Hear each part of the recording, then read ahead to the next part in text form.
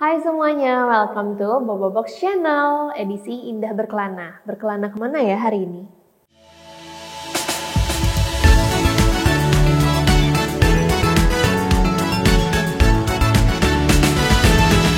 Guys, kalian suka sejarah nggak sih?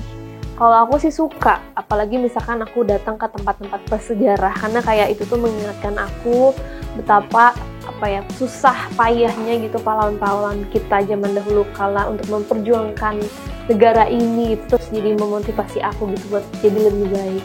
Nah, di episode kali ini aku bakal ajak teman-teman semua untuk berkeliling ke tempat-tempat bersejarah di kawasan Jakarta Pusat. Penasaran kan aku mau ajak kalian kemana aja?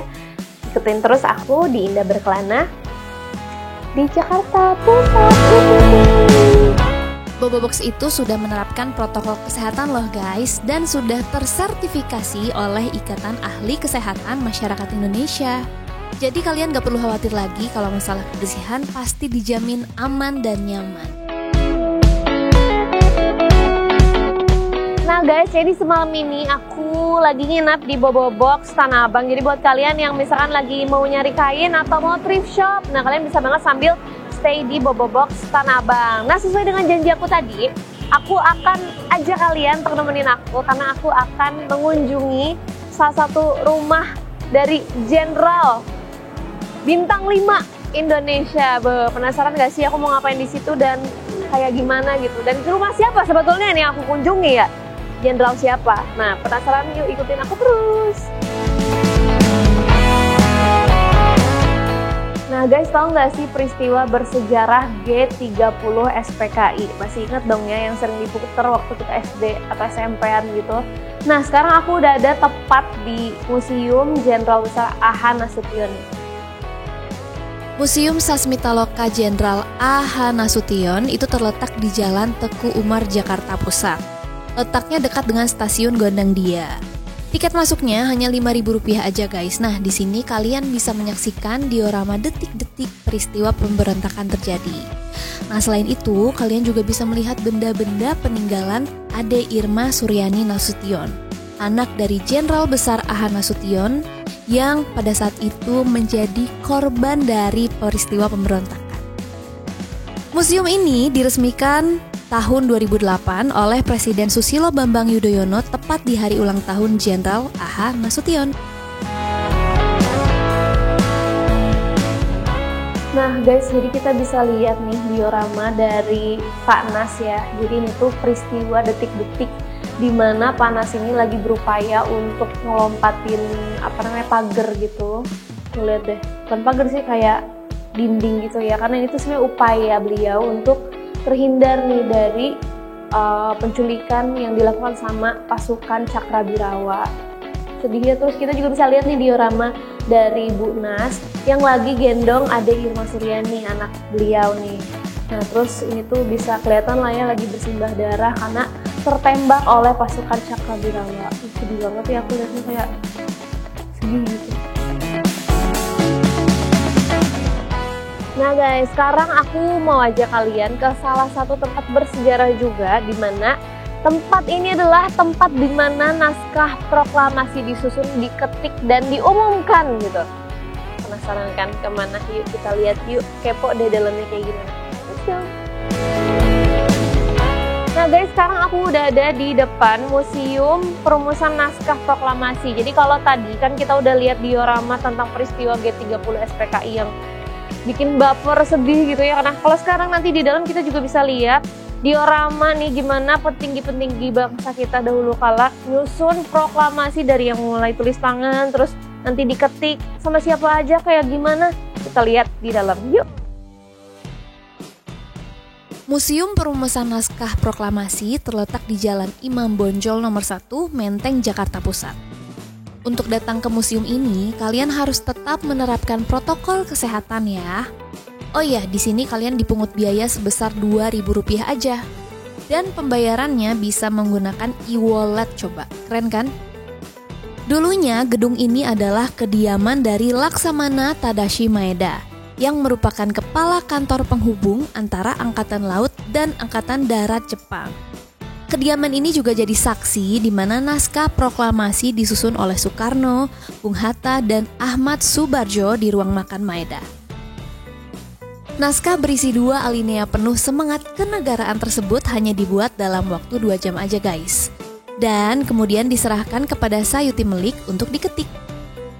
Naskah proklamasi kemudian ditandatangani kembali dan dibacakan dengan tegas oleh Soekarno di Jalan Pegangsaan Timur nomor 56 Jakarta di tanggal 17 Agustus 1945. Wah, sejarah negara kita tuh emang wow, luar biasa ya. Bangsa yang besar adalah bangsa yang menghargai jasa para pahlawannya. Jadi jangan sesekali melupakan sejarah ya guys.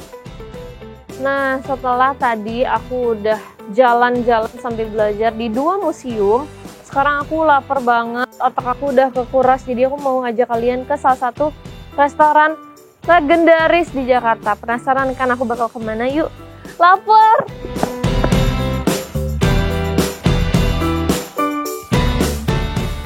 Guys, tahu lagu Gang Kelinci gak sih? Gang Kelinci. Jadi aku udah di depan sebuah restoran legend ini ya, namanya Gang Kelinci gitu. Bakmi sih sini. Jadi aku penasaran, yuk daripada lama-lama. Aku udah lapar nih. Ayo cepet.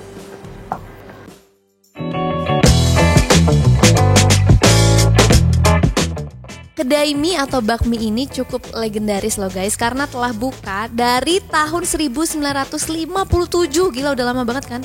Nah, saat ini kedai mie ini telah membuka beberapa cabang di sekitar Jabodetabek. Bakmi Gang Kelinci berada di Jalan Kelinci Raya nomor 1-3 Pasar Baru, Jakarta Pusat. Untuk harga cukup terjangkau guys, harganya mulai dari 27.000 untuk 1 porsi bakmi. Hai guys, jadi sekarang aku udah nyampe di Bakmi Gang Kelinci dan sekarang aku mau makan. Di sini udah ada 2 menu yang aku pesan. Ini ada bakmi original pakai bakso ya, dan ini ada locupan gitu. Sebenarnya basicnya kayak udon gitu sih, karena mie-nya tebal-tebal, jadi kita langsung cobain aja ya. Oh, makasih mas. Kecap, don't forget.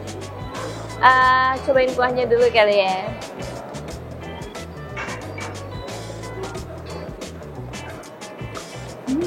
Nice. Sekarang kita cobain bakminya dulu. Tunggu ya guys ya, kita bersihin dulu. Alah. Kita aduk dulu ya teman-teman. Oke, ini katanya bakminya yang lebih kenyal gitu kalau original. Ini harus aku tuangin nggak ininya? Iya.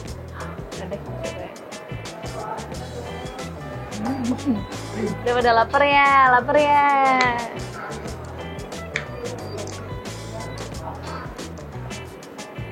ya.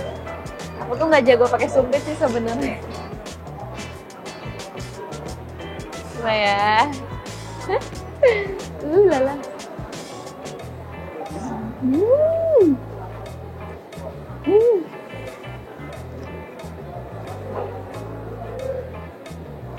Sekarang kita coba baksonya dulu kali ya.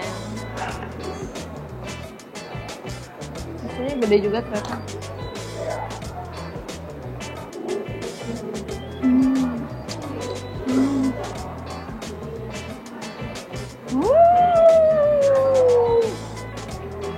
Sekarang kita cobain locupannya, dicoba ya.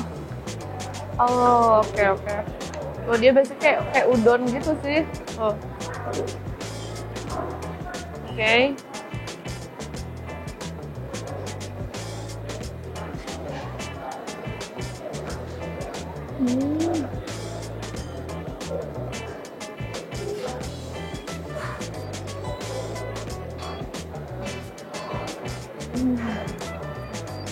Fresh. Gimana ya, dia lebih kenyal tapi lebih padatan yang ini gitu. Jadi kalau aku sih lebih suka yang ini ya. Aku lanjut makan dulu ya guys.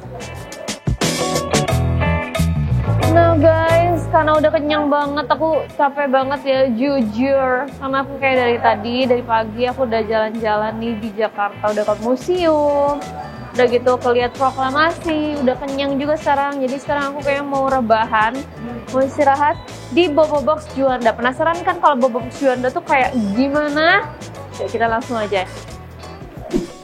Nah, jadi guys, sekarang aku udah ada di Bobo Box Juanda.